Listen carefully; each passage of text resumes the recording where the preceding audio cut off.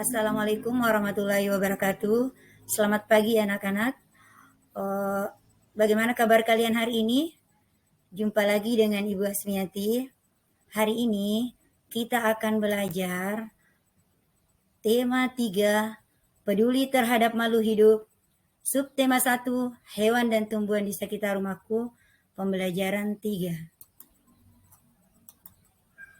Adapun tujuan pembelajaran kita hari ini yaitu yang pertama, setelah mengamati sebuah tanaman di kebun sekolah, peserta didik mampu menguraikan bagian-bagian tumbuhan dan fungsinya dengan tepat. Yang kedua, setelah melakukan pengamatan terhadap bagian-bagian tumbuhan, peserta didik dapat menuliskan laporan bagian-bagian tumbuhan dan fungsinya dengan tepat. Nah, anakku sekalian, tentunya kita sudah tahu bahwa setiap tumbuhan itu memiliki beberapa bagian.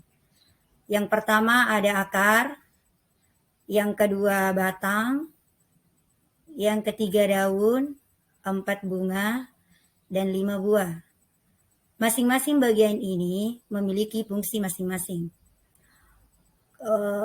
Nah, sekarang kita akan mengetahui apakah fungsi dari bagian tumbuhan tersebut. Yang pertama adalah akar. Fungsi akar bagi tumbuhan adalah yang pertama, menyerap air dan garam mineral dari dalam tanah. Yang kedua, sebagai tempat untuk menyimpan cadangan makanan.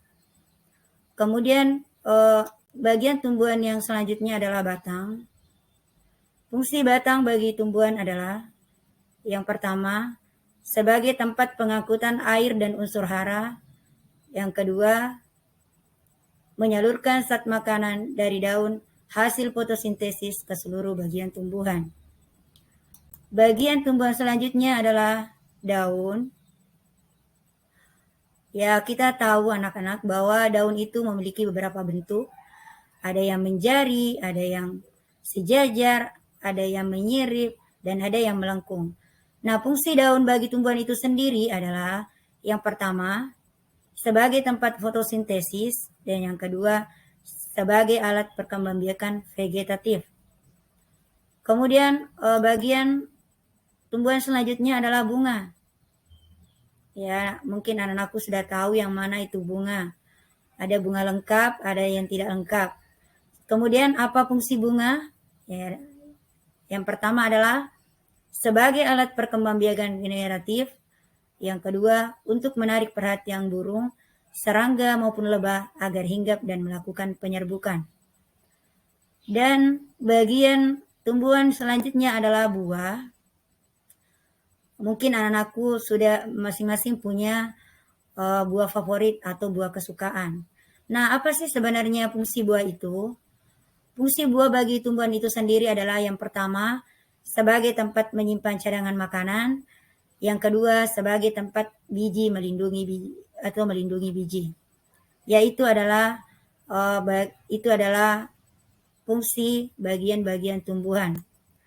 Nah, dari pelajaran hari ini kita bisa mengambil kesimpulan bahwa setiap tumbuhan memiliki bagian-bagian yaitu akar, batang, daun, bunga, dan buah, di mana bagian-bagian tumbuhan itu memiliki fungsi masing-masing dan terkait satu sama lain. Nah, anakku sekalian, Ibu harapkan supaya apa yang kita pelajari hari ini bisa berguna bagi kita. Sekian dan terima kasih. Assalamualaikum warahmatullahi wabarakatuh.